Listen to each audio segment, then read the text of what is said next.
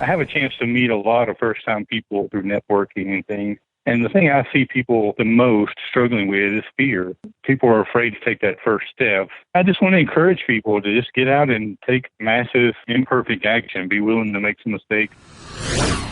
This episode brought to you by Suites at Madison. Meeting and conference rooms for rent by the hour, week, month, or year. Suites at Madison, where business gets done. Check them out at www.downtowntampaoffice.com. Now, on to the show. You are listening to the Invest Florida Real Estate Show, covering topics in lending, buy and sell strategies, property management, hot markets, and tips and tools to guide you along the way on your path to real estate success. You want Florida investment real estate talk? You have come to the right place. And now, our hosts, Eric Odom and Steven Silverman. Hello and welcome to another episode of the Invest Florida Real Estate Show. This is your co-host, Eric Odom, along with Steven Silverman. Steven, we got a... Hey, well, hello anyway. Let me say hello to you first. Well, yeah. Hey, Eric. It's been a long time, right? Yeah, I know. It feels like it's been days, if not minutes, since the last time you came in and borrowed my stapler and didn't return it. That's why I have such a good collection. They don't call you sticky and pens. Yeah. Sticky Fingers Silverman for nothing. Hey, man, we got some emails. Got actually a handful of emails. We like emails. Yeah, anybody say anything good? I like it when we get good emails. Yeah, well, I don't typically read the stuff when they're saying bad, positive news about you, but some sort of compliment. But normally, we'll read them when they come over. And we had one today that came in from Ron Baxter, and Ron, I believe, is over in the center eastern part of the state between Orlando and Daytona Beach, and he is looking for retail, multifamily, a number of different type of properties, anything in between Orlando to the Atlantic. We do have on our board, the Invest Florida Show board. If people are looking for things, you can put your information there, and we will. If you fill it out, we'll read your information, and particularly if you leave us a nice little note. And it is an opportunity for you to get on the mailing list if something pops up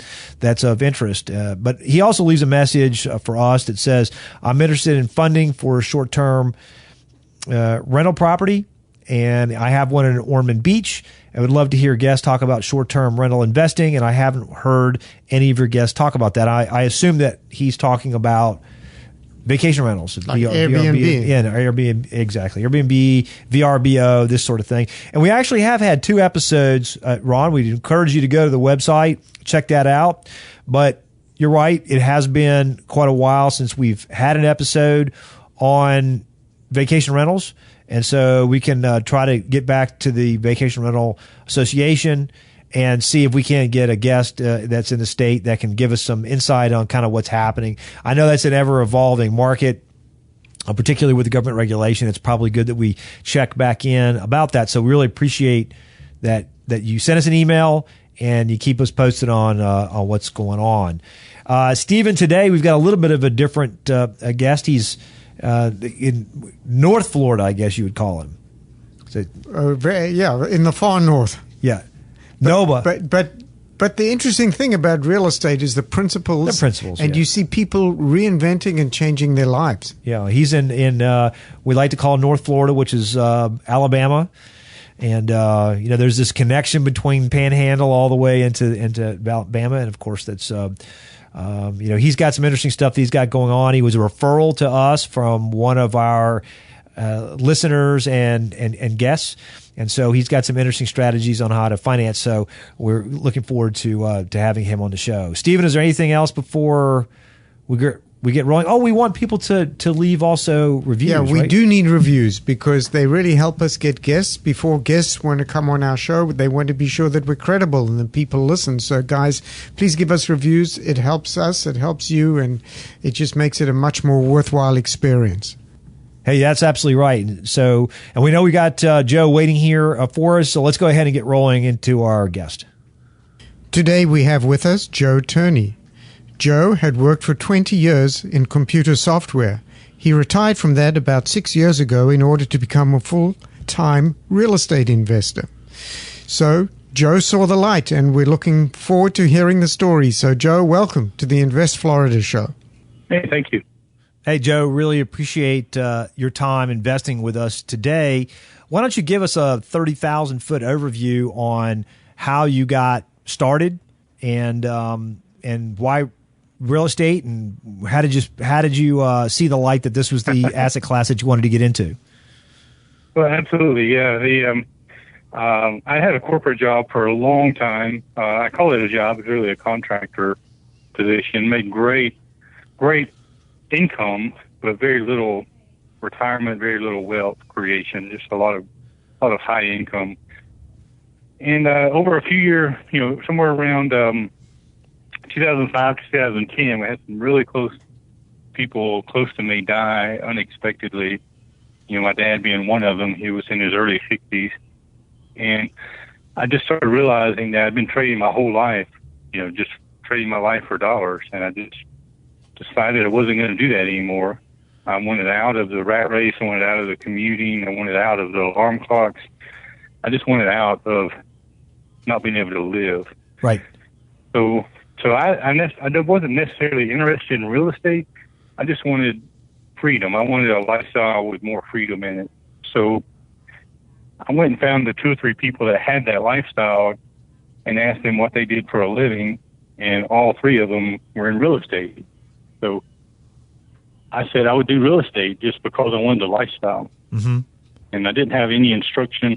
One of my friends told me the only instructions I had were, if you pay cash for your houses, you'll get a discount, sometimes 20 or 30% off what they're asking. And the banks will loan you, up to 70 or 75% of the appraised value. And that's all I knew about real estate. My friends told me I needed cash, but at the moment I had $0. I had a negative net worth, actually. So the only way I knew to get money was working. So I just took a second full-time job in 2012. I worked from 7 to 3 in one city and from 4 to midnight in another city. And I did that for a year to save up enough money to get started. I had no idea there were such things as private lenders or credit lines or anything like that.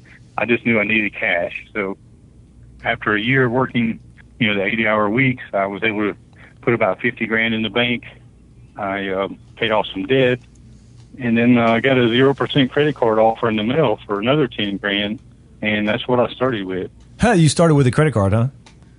Well, $10,000 of it, the 0% for a year offer. So I took that and my $50,000 in savings, and we got started. We bought a house from the bank, foreclosed house. We renovated it, put a tenant in it, and then I went and refinanced it at the bank and got all my money back out of it. And I almost discovered that by accident. It just kind of worked out that way, where I realized at the end of that cycle, I didn't really have any money invested in the property. And the light bulb went off for me at that moment, and I just went as fast as I could possibly go. We were doing about one every 6 weeks for as fast as I could get them and turn them and buy them and rent them and refinance them. Mm-hmm. So are you still doing primarily fix and flips?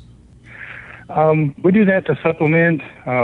Today we're adding more rentals still, but we're trying to do it with less and less debt. And so now we do fix and flips to give the cash flow into our company, where we can afford to leave some money in the property and do a lot less debt on each house as we go. Gotcha. And do you have a particular strategy for building your rental portfolio? Not a particular strategy. We just base everything on cash flow, because cash flow is what I was pursuing, because cash flow creates a lifestyle, and cash flow also is created from equity. So I base everything on having enough equity in the homes to provide enough cash flow for a safe and stable, retirement. Mm-hmm. I didn't want to take any risk. I'm in my early 50s. I don't really have time to build it again, if this messes up. So I had to do it in a safe, stable way. But also didn't have enough years available to save up enough money to pay cash for every house either. Sure. So I had to use some debt but I also wanted it to be in a way to where it wasn't exposed to any risk in case of a market shift. Yeah. So you had baptism by fire, and there are people listening to this podcast who maybe are first-time investors. Looking back, are there any philosophies that you could share for first-time investors that you think would be important that if you had the chance? Yeah, I have a chance to meet a lot of first-time people, through networking and things. And the thing I see people the most struggling with is fear. I tell people most everyone doesn't need any more instruction, and they don't need any more advice. They just need more experience. And people are afraid to take that first step. And I never have understood why, but you really only need to know a few things to be pretty good at real estate. You just need to know what things are worth and what they cost to fix and where to get the money at. And you can pretty much make a living if you're just willing to go out and take some action and do it. I was making upwards of 20 offers a week when I first started, just out looking for deals. No one told me that there's easier ways or better ways. In fact, if I would have had more instruction and more coaching and more training, you might say if I'd known more, I may not have done it so well. But I just didn't know. I was just out chasing my goal of having the lifestyle. So if early on someone told me it was going to be really difficult, or a lot of people even tell me, I still meet people today saying, well, that strategy you're using doesn't work in today's market. And I said, well, I'm not really sure. I've done it 5 times, this year already. I think it's still working. And what is that strategy, Joe? Like, what are you doing? Basically, everything in real estate hinges on finding a good deal on a property. Right. It doesn't matter if you're going to be wholesaler, buy and hold rental, fix and flip. It doesn't matter what you do with it. Everything hinges on finding a good deal. And I didn't have enough time to create a marketing company. I didn't have enough hours available to follow up with leads. So I simply connected myself to realtors, wholesalers in my area, told them what I was doing, and I bought most of my properties from either the banks, the wholesalers, or realtors. I've spent very little time marketing. Okay. But I just offer what I can pay, regardless of what they're asking. And I think that's where most people are afraid. I had a student not long ago tell me that they're having trouble finding, rentals to cash flow. And I said, well, we looked at a property and said, how much could you invest in it and still make it work? And they were telling me, I said, well, my numbers come out to like $35,000 is what I need to buy it for, but they're asking, $80,000. That's where I pointed out, it doesn't matter what they're asking. Explain to them this is the best you can do based on what your numbers are and offer that. And they called me back a few weeks later, just shocked that the seller accepted that offer. I'm just amazed at how long they waited to make it. They were just letting it pass by because they weren't going to make a lower offer. Well, how did you teach yourself what you're saying, buy at the right price, but how did you teach yourself what the values should be? Well, for me, I stuck with my local area. I didn't go outside of about a 20-mile circle. And since I grew up in that area, I pretty much knew the house values just because I knew my market. But I used a lot of Realtor.com. Has an app and a website where you can look at maps of recently sold houses or properties in the area. I use that a lot. I tell people not to make it too complicated. I mean, if you live in a subdivision, you pretty much know what that subdivision's worth. And if that's all you know, then just start there in that subdivision. Well, do you work back? I'm sorry, Joe, but do you work backwards? For example, if you know you can get $1,000 of rent, do you say, well, generally speaking, I need to not pay more than $75,000 for this house, or it's not going to make sense for my numbers? Yes, absolutely. Yeah, absolutely. And for my banks, everything hinged on my local banks. My local banks are lending at about 5.5% to 6%, and their terms are 15 years. So I use a loan calculator to figure out, what the loan payment would be. For example, I set out wanting a 50% debt to income ratio. So if a house rents for $1,000, I don't want any more than a $500 debt service on it. Does that make sense? Absolutely. Yeah. That way, my original plan when I first started, because I didn't know a whole lot, was if I could get 20 houses and have less than 50% debt overall, then I could sell 10 of them and pay off the other 10 and have 10 free and clear properties. Mm-hmm. So what happened was when I got to 20 at 50% debt, I just couldn't find a good reason to sell 10 of them. I said, why not just keep, it's the same cash flow, why not just keep the 20 at 50%? Mm-hmm. Mm-hmm. So I would just use a loan calculator to figure out what the payment would be for $500, and then that's my budget to buy and renovate the house. Whatever loan amount would give me half the rent income. And are you always concentrating on like single family homes and not condos where you've got additional kind of fees overhead? I would definitely consider anything that would cash flow well, but in my market, I live in a very rural area. There's very little multifamily, within 10 miles of my home. Very little commercial opportunities. So I would it probably would look different if I lived somewhere else, but I focus primarily on single family homes. They were just easy to understand. They were easy to finance. The banks understood them.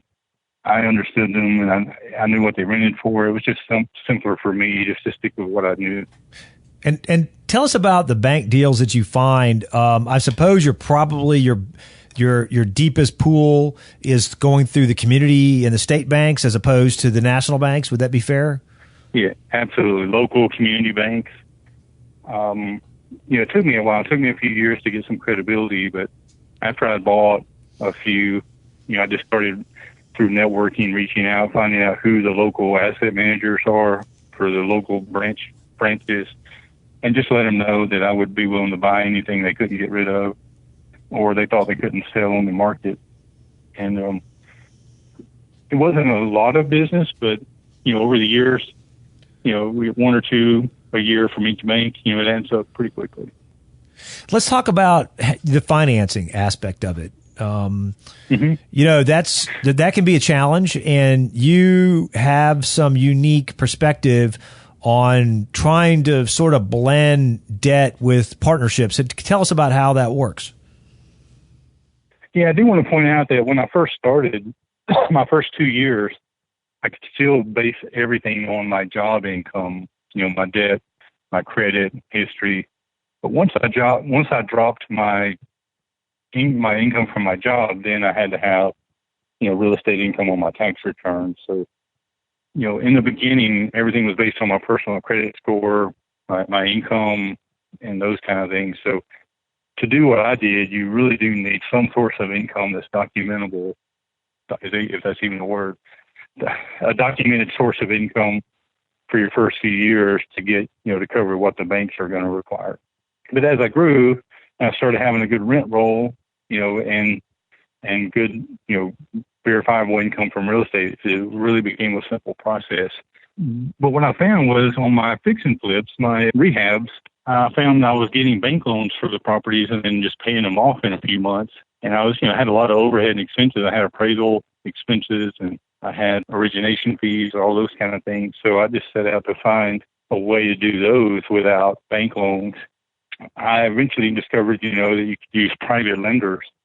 Basically are individuals who want to loan you money to do the deal, and they get a set return on their investment or a share of the profits.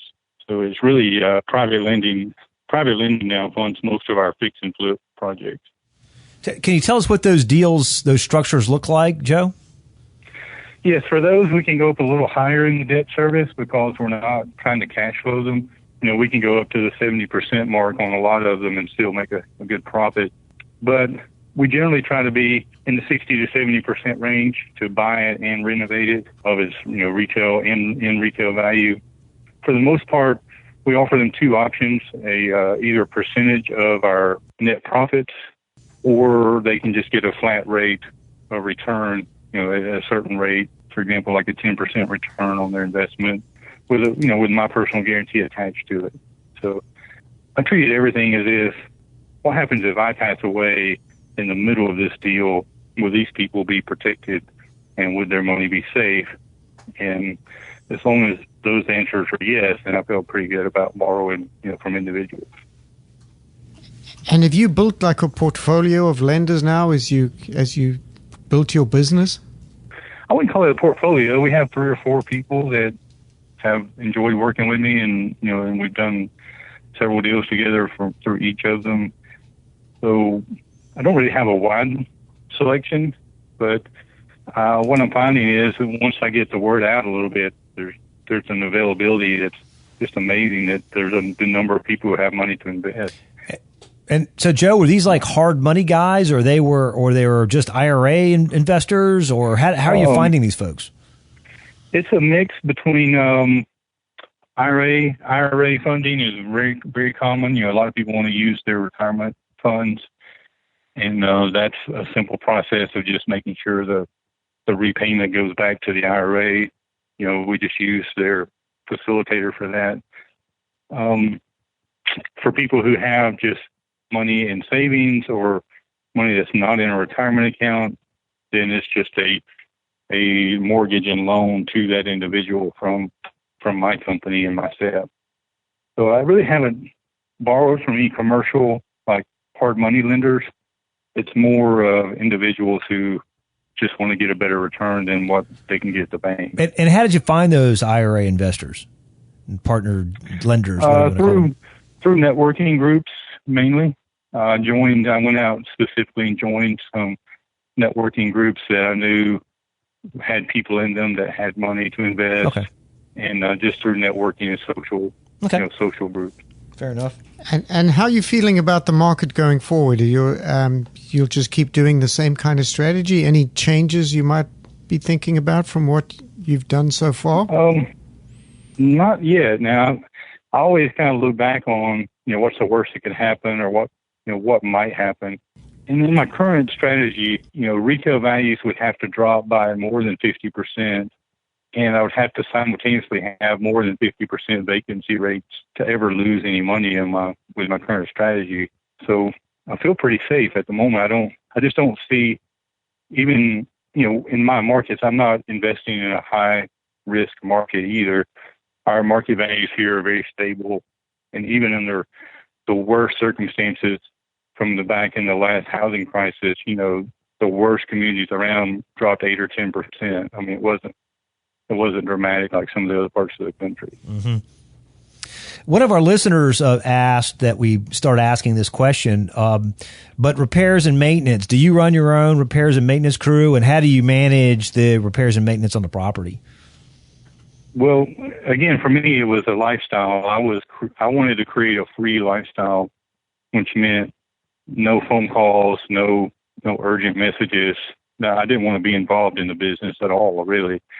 So I hired a property management company, a pretty large company out of Birmingham, to come and manage our whole portfolio. And they take care of tenant issues, maintenance issues, and repairs. If they have a maintenance item between normal business hours, like from 8 to 4, they have my employee's phone number. They can call him to go out and take a look at it. But otherwise, they take care of all the maintenance on their side. Okay. Awesome. Joe, there's been a wealth of information. Stephen, is there anything else we want to talk to Joe about before we let him go? No, Joe. Well, maybe you can tell people how to reach you. Perhaps someone has a deal or wants to ask some questions. What's the best way to get hold of you? Probably email would be the best way, because that way I can kind of answer whenever I'm in a place where I can think about it. My email address is joe@joeturney.com. JOETURNEY.com. Awesome. Joe, anything else before we let you go today? Really appreciate your time. Yeah, I just want to encourage people to just get out and take massive, imperfect action. Be willing to make some mistakes. And real estate's very forgiving. If you just have some margins and fudge factors and margins and safety margins in your numbers, you can make some pretty big mistakes and still not lose anything. You may not make a big profit, but if you approach your values conservatively, it's really hard to mess up real estate, in my opinion. Single family real estate anyway. Yeah, I think that's one of the biggest issues with young investors, and even experienced investors who are moving into a different asset class or a larger asset class. that they just think about it. They're afraid, their fear overcomes, and the limiting beliefs, right? The limiting beliefs basically will force them or keep them from making a decision that will advance their careers and their lives. So I think that's the story of a lot of folks, not just real estate investors. But Joe, really appreciate the time that you spent with us today. Some definitely a wealth of information, and we look forward to hearing from you in your adventures in the future. Sounds great. Enjoyed it. Thanks, Joe. And that was Joe Turney talking about his single-family home portfolio. You know, Stephen had a little bit of his spin was a little bit different on the debt side. He sort of finds these IRA investors, and he's got a handful of them and does, sort of a hybrid of debt and equity, and it's made it beneficial for him to build his portfolio by not having the extra expenses going through the banks. What were you thinking? What I thought was interesting was that everybody always thinks of urban areas where you invest and build your portfolio, and he's doing it in a rural area. And the advantage of that, he really knows the market, and he has his feeling on the pulse of what's going on. No doubt. He was a great guest. He's an interesting guy in terms of his strategies on acquiring properties, conservative nature of underwriting, and then, of course, that he doesn't use a lot of traditional financing, normal financing that you'd see most investors use. And so I think that's some creative stuff.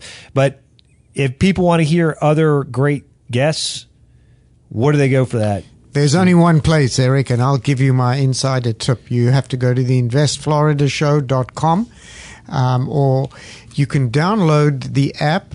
You could put on and listen while you're mobile, while you're in the gym, while you're driving. There's a wealth of information right there to listen to now.